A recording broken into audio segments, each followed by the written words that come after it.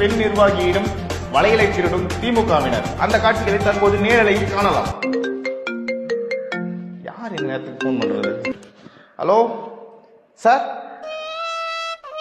சரிங்க சார், சரிங்க சார், பண்ணிடலாம் சார். சரிங்க சார், ஓகே சார், பண்ணிடலாம் சார். சரிங்க சார், ஓகே சார், முடிச்சிடலாம் சார், முடிச்சிடலாம். சரிங்க சார், ஓகே சார்.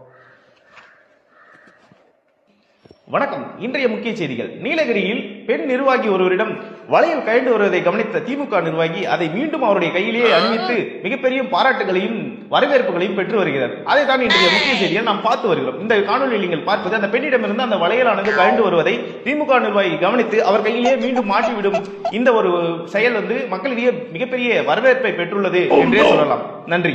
இப்படிதான் இன்னைக்கு இருக்கிற செய்தி ஊடகங்களா இருந்தாலும் சரி, வலையொலிகளாக இருந்தாலும் சரி, இந்த மாதிரியான சமூக வலைதளங்களா இருந்தாலும் சரி, செய்திகளை திரித்து தான் மக்களிடையே கொண்டு போய் சேர்க்கிறாங்க. அதுக்கு காரணம் ஆளுங்கட்சியோட அழுத்தமும் கூட அப்படின்னு சொல்லப்படுது.